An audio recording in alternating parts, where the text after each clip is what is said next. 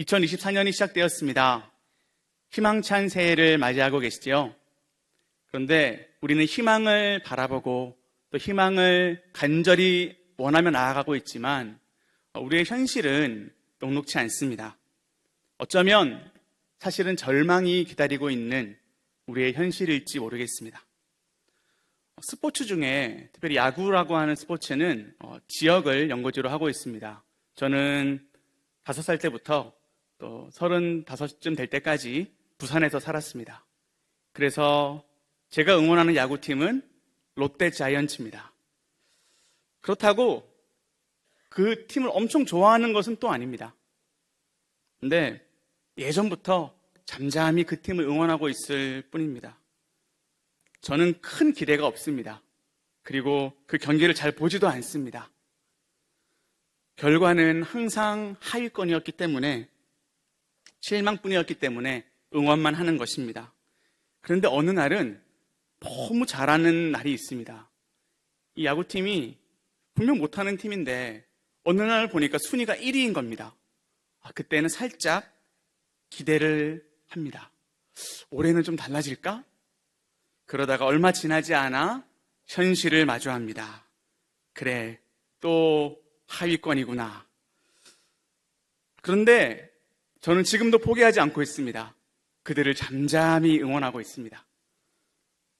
우리 특별히 제가 섬기는 중고등부의 고3 친구들, 어쩌면 표현은 안 하지만 시험을 많이 망쳤다라고 생각할지 모르겠습니다. 그래도 인생을 망친 것은 아니기에 절대 그들은 포기하지 않습니다. 예배도 잘 드리러 나옵니다.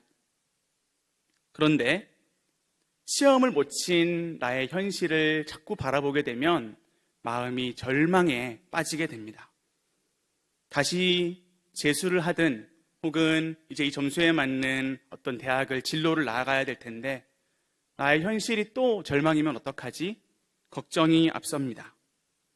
사랑하는 성도님들, 이것이 비단 우리 학생들의 현실만일까요? 우리의 현실은 그렇지 않나요? 우리가 항상 희망을 노래하지만, 우리는 항상 기쁘게 찬양하지만 우리의 현실은 괴리감이 있지 않나요? 사랑하는 성도님들, 그래서 우리에게는 소망이 있는 것입니다. 그래서 우리에게는 오늘 이 자리 가운데, 예배하는 가운데 그 소망을 반드시 다시금 발견해야 하는 줄로 믿습니다. 오늘 말씀은 그 충만한 소망, 우리를 향한, 절망에 있는 우리를 향한 그 위로가 담겨져 있습니다. 그리고 오늘은 예레미야 31장인데요. 예레미야 31장은 30장부터 33장까지를 보아야 합니다. 이것이 한 세트이고요. 이것이 바로 위로의 책이라고 하는 한 세트로 담겨져 있습니다. 이것은 당연히 회복과 위로를 말하고 있습니다. 불순종한 하나님의 백성, 이스라엘과 유다가 포로에서 귀환을 하는 말씀이 여기에 이 말씀의 핵심입니다.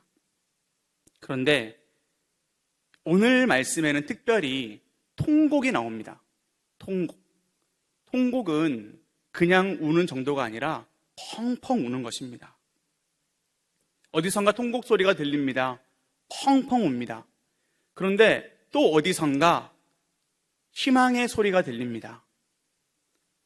슬픔 중에 희망이 있다라고 얘기하는 것이 잘 들릴까요? 잘 들리지 않겠죠.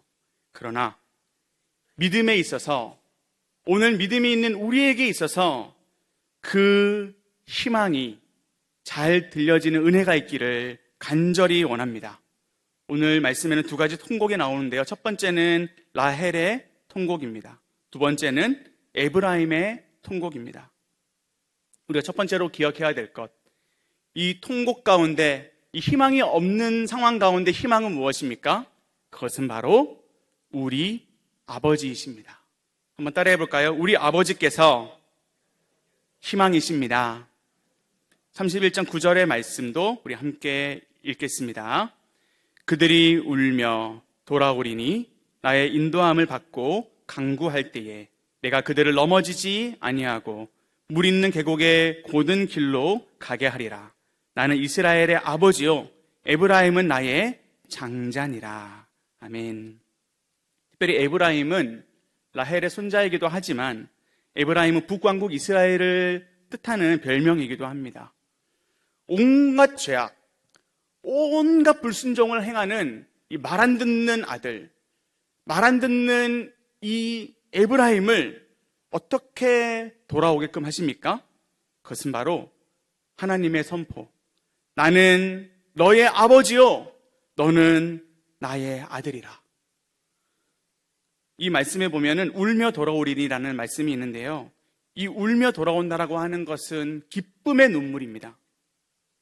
만약 우리의 자녀가 너무나도 말을 안 듣는데, 이 자녀가 너무나도 말을 안 듣는데 울면서 다시 회복되어 돌아오는 장면을 우리가 마주하게 된다면 부모인 우리의 마음은 얼마나 더 기쁠까요? 사랑하는 성도님들, 오늘 말씀 가운데는 핵심이 있습니다. 그것은 바로 이 자녀에게 소망이 있는 것이 아니라 사실상 이 소망의 근거는 바로 우리 아버지라는 겁니다. 나에게는 아버지가 있습니다. 우리에게는 아버지가 있습니다. 그 아버지가 우리의 소망이십니다. 그 아버지께서 오늘 깨닫게 하시고, 그 아버지께서 오늘 우리를 돌이키게 하시고, 그 아버지께서 반드시 우리를 회복해 하실 것입니다. 예레미야는 그것을 볼 수 있는 눈을 가진 선지자였습니다. 예레미야의 별명은 눈물의 선지자입니다. 예레미야는 무엇을 위해서 눈물을 흘렸나요? 그것은 바로 하나님의 자녀들을 위한 눈물이었습니다. 예레미야가 흘린 눈물은 아버지의 마음을 담은 눈물이었습니다. 사랑하는 성도님들, 오늘 우리의 마음 가운데 눈물이 있어야겠습니다. 그 눈물은 나의 상황을 바라보는 눈물이 될 수도 있겠고요. 또한 나의 가족을 위한 눈물이 될 수도 있겠고요. 우리 교회를 위한, 또 우리의 이웃을 위한 눈물이 될 수도 있겠습니다. 그런데 그 눈물 속에 아버지가 있기를, 아버지의 그 소망이 있기를 간절히 원합니다. 우리 오늘 15절의 말씀을 보시면 통곡이 나옵니다. 여호와께서 이와 같이 말씀하시니라. 라마에서 슬퍼하며 통곡하는 소리가 들리니 라헬이 그 자식 때문에 애곡하는 것이라. 그가 자식이 없어져서 위로받기를 거절하는도다. 아멘. 라마라고 하는 곳은 예레미야가 속해져 있는 베냐민의 성읍이기도 하지만 라헬의 무덤이 있는 곳이죠. 이스라엘이 포로로 잡혀가는 그 모습을 보면서 무덤 속에 있는 라헬이 슬퍼 통곡한다라는 그러한 뜻입니다. 너무나도 참담한 상황이지요. 우리가 방금 전에도 우리나라를 위해서 기도하였습니다. 우리나라가 만약 계속 일제강점기 가운데 있었다면, 그것을 해결하지 못했다면 우리나라는 어떠한 모습이었을까요? 지금 우리나라는 어떠한 모습일까요? 과연 대한민국은 존재할까요? 만약 6.25 전쟁에서 우리나라가 패배했다면 우리는 어떠한 모습일까요? 우리 대한민국, 혹시 대한민국의 우리나라의 역사관을 최근에 가보신 적이 있나요? 하나님의 은혜로 우리나라가 여기까지 왔다는 것을 우리나라의 역사를 돌아보시면 고백할 수밖에 없습니다. 어떻게 이러한 기적이 일어날 수 있을까? 어떻게 우리나라가 이렇게 세워질 수 있었을까? 어떻게 이런 사람을 세우셔서 우리나라가 든든하게 지금까지 왔을까? 그것을 역사를 명확하게 바라보면 하나님의 은혜라고 밖에는 설명이 되어지지 않는 것입니다. 사랑하는 성도님들, 16절에서 17절 말씀해 보시면 이 울음 가운데, 절망 가운데 소망이 선포되어지고 있습니다. 16절에서 17절의 말씀을 다시 한번 한 목소리로 읽겠습니다. 여호와께서 이와 같이 말씀하시니라. 내 울음소리와 내 눈물을 멈추어라. 내 일에 삭슬 받을 것인즉 그들이 그의 대적의 땅에서 돌아오리라. 여호와의 말씀이니라. 너의 장래에 소망이 있을 것이라. 너의 자녀가 자기들의 지경으로 돌아오리라. 여호와의 말씀이니라. 아멘. 절망 가운데 우리 아버지께서는 소망의 선포를 주십니다. 그것은 무엇입니까? 내 자녀가 반드시 돌아오게 될 것이다. 나의 백성이 이 원수의 나라에서 돌아오게 될 것이다.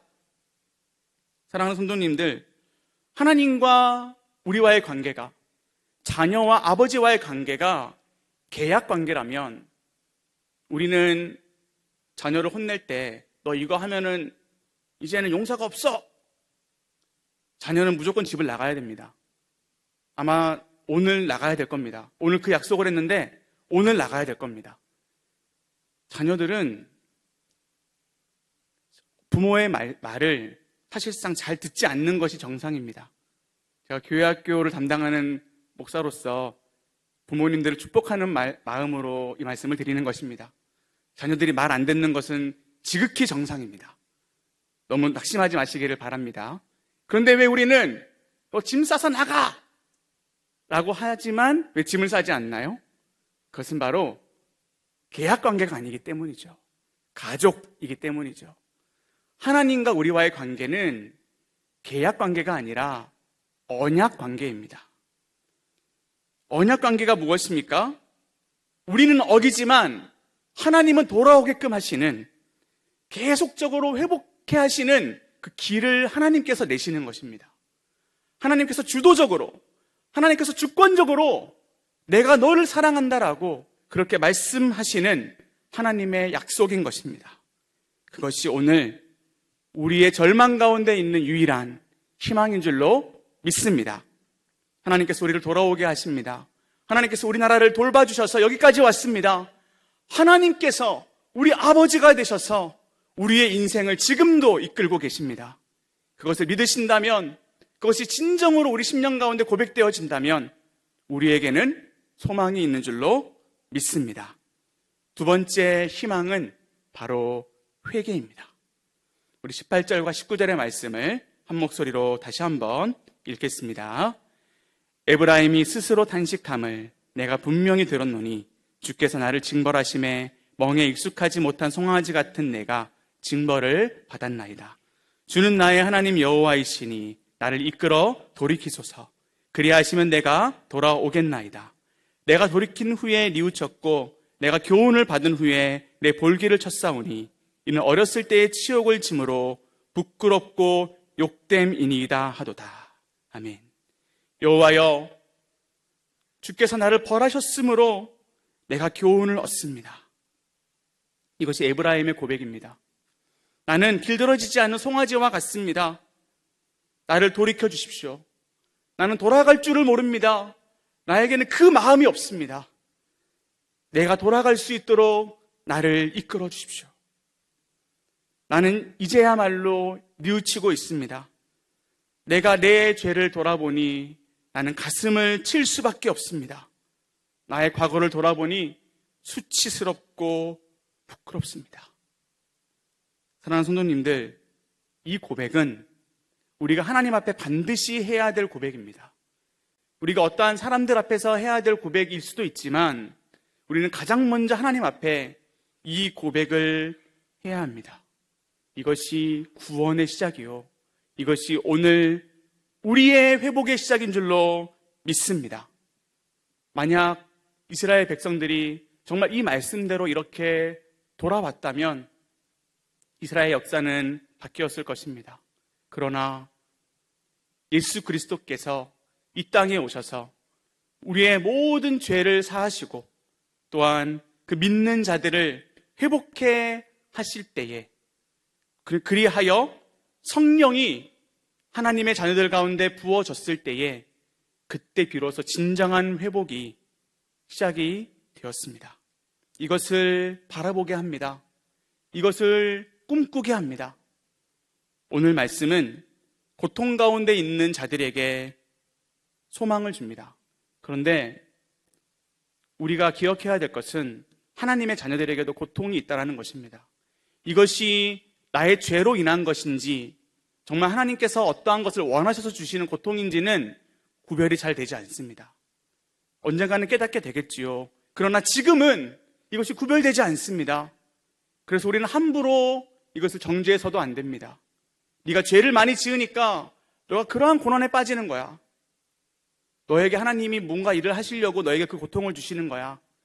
우리가 누군가를 함부로 그렇게 판단해서는 안 됩니다. 그러나 우리는 말씀을 바라볼 때에 우리의 고통 속의 고난 속에 하나님의 뜻을 발견하게 됩니다. 우리가 주일 예배 때 시편 119편을 가지고 성식 교독을 함께 하는데요. 그 말씀 가운데 특별히 71절의 말씀, 119편 71절의 말씀입니다. 우리 이 말씀을 한 목소리로 함께 읽겠습니다. 고난 당한 것이 내게 유익이라. 이로 말미암아 내가 주의 율례들을 배우게 되었나이다. 사랑하는 성도님들, 어떻게 고난이, 어떻게 이 어려움이 내게 유익이 될 수 있나요? 이것은 설명되어지지 않는 신비입니다. 그러나 오늘 이 말씀을 바라보십시오. 오늘 이 시인의 고백이 우리의 고백이 되어지기를 원합니다.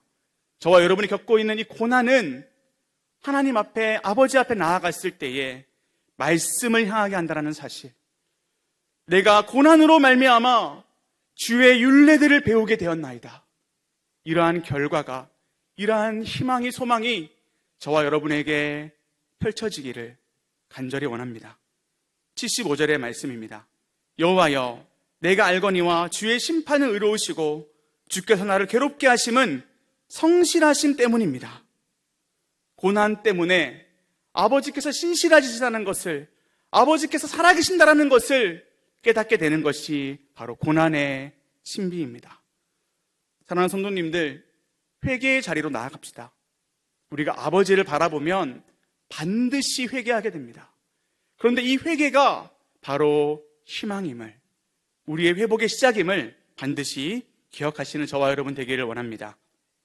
마지막 세 번째는 불쌍히 여기심입니다. 우리 20절의 말씀입니다. 우리 20절의 말씀 함께 읽겠습니다. 에브라임은 나의 사랑하는 아들, 기뻐하는 자식이 아니냐. 내가 그를 책망하여 말할 때마다 깊이 생각하노라. 그러므로 그를 위하여 내 창자가 들끓으니 내가 반드시 그를 불쌍히 여기리라. 여호와의 말씀이니라. 아멘. 하나님 아버지의 마음, 그 마음은 이 아들을 여전히 사랑하는 마음이요, 이 아들을 여전히 기뻐하는 아버지이십니다. 내가 그를 꾸짖기는 하지만 나는 여전히 그를 기억하고 있다. 사랑하는 성도님들, 우리의 소망은 오늘 말씀 가운데 분명하게 나와 있습니다. 내가 반드시 그를 불쌍히 여기리라. 사랑하는 성도님들, 제가 목사로서 서 있지만 제가 이 자리에 서서 설교를 할 수 있는 힘은 무엇입니까? 저의 삶도 연약합니다. 저의 모습도 연약합니다. 그런데 제가 어떻게 이 자리에 서 있을 수 있습니까? 하나님께서 불쌍히 여기셔서 이 자리에 세워주시는 것입니다. 하나님 어떻게 우리에게 기적을 행하시나요? 하나님께서 행하시는 기적의 원리는 뭔가요? 그것은 얼마 전 또 새벽 기도 때도 나누었는데 다니엘 2장 18절에 보시면 다니엘을 통해 꿈을 해석하게 하십니다. 다니엘과 친구들이 죽을 위기를 넘기게 하십니다. 그 근거가 무엇이냐? 불쌍히 여기사, 하나님이 은밀한 일에 대하여 불쌍히 여기사 그들을 죽음을 당하지 않게 하시고 그들에게 꿈을 해석할 수 있는 지혜와 총명을 허락하십니다. 하나님은 하나님의 백성들을 불쌍히 여기십니다. 예수님도 그 넘어져 있는 자들, 그들을 불쌍히 여기시며 그들을 고치십니다. 마태복음 9장 36절에 보시면 무리를 보시고 불쌍히 여기시니 이는 그들이 목자 없는 양같이 고생하며 기진함이라. 예수님의 사역의 중심에는 불쌍히 여기심이 있었습니다. 사랑하는 성도님들, 오늘 우리는 기도할 것인데요, 우리가 무엇을 붙잡고 기도해야 합니까? 우리 누가복음 18장 13절의 말씀입니다. 우리 함께 이 말씀 붙들고 기도합시다. 함께 읽겠습니다. 세리는 멀리 서서 감히 눈을 들어 하늘을 쳐다보지도 못하고 다만 가슴을 치며 이르되 하나님이여 불쌍히 여기소서, 나는 죄인으로소이다 하였느니라. 이것은 우리가 죄인으로서도 고백하는 것이 맞지만 오직 우리 하나님만을 바라보는 그 눈을 가지는 것입니다. 예수님만을 바라보는 우리의 중심인 것입니다. 그때에 어떠한 은혜가 임합니까? 슬픔이 기쁨이 됩니다. 그들을 위로하시는 하나님, 그들의 근심으로부터 기쁨을 얻게 하시는 그 하나님의 은혜, 그 은혜가 이러한 기도하는 자들에게 임할 줄로 믿습니다. 우리가 아까 불렀던 꽃들도라는 찬양이 있는데요. 그 찬양을 다들 아시죠? 또 좋아하시죠? 저는 언젠가 그 찬양이 지나가는 어떤 통신사 가게에서 흘러나오는 것을 듣게 되었습니다. 아마도 어떠한 순위에 이 찬양이 많이 들으니까 올라와 있었던 것 같습니다. 그만큼 이 찬양을 좋아하시는데, 사실 이 찬양은 일본 어린이를 위한 그러한 찬양입니다. 어린이 찬양입니다. 위코시 치요시 목사님이라는 분이 2003년에 어린이들을 위해서 이렇게 지은 찬양인데요. 그 찬양의 배경이 무엇이냐? 시편 48편 6절의 말씀입니다. 그들이 눈물 골짜기로 지나갈 때에 많은 샘들이 있을 것이며 이른 비가 복을 채워주나이다. 눈물 골짜기로 지나가는 그 눈물, 그 기도, 그 간절한 기도가 회복을 결국에는 이루어낼 것이다. 이것이 복음 화율이 0.4%밖에 되지 않는 일본을 향한 일본 목사님의 마음이었습니다. 학교에 학생들이 100명이 있는데 그 중에 한 명도 채되지 않는 기독교인, 교회를 다니는 사람이 한 명도 없는 겁니다. 두세 반을 찾아다녀야 한 명이 겨우 나오는 그러한 실태가 현재 일본의 모습이기도 한데요. 그 나라가 어떠한 나라입니까? 일본을 바라보면 너무나도 음란한 나라, 우상이 가득한 나라, 죄악이 가득한 나라. 그 나라를 여전히 하나님은 사랑하고 계신다. 여전히 우리 민족을 하나님은 사랑하고 계신다. 그 마음으로 어린 영혼들을 바라보며 지은 찬양이 꽃들도라는 찬양이고요. 이준석 선교사님이라는 분이 그 일본을 위해 기도해 주시기를 바라는 마음으로 이걸 앨범으로 낸 것입니다. 번역하여서. 그래서 우리가 이것을 부르고 있습니다.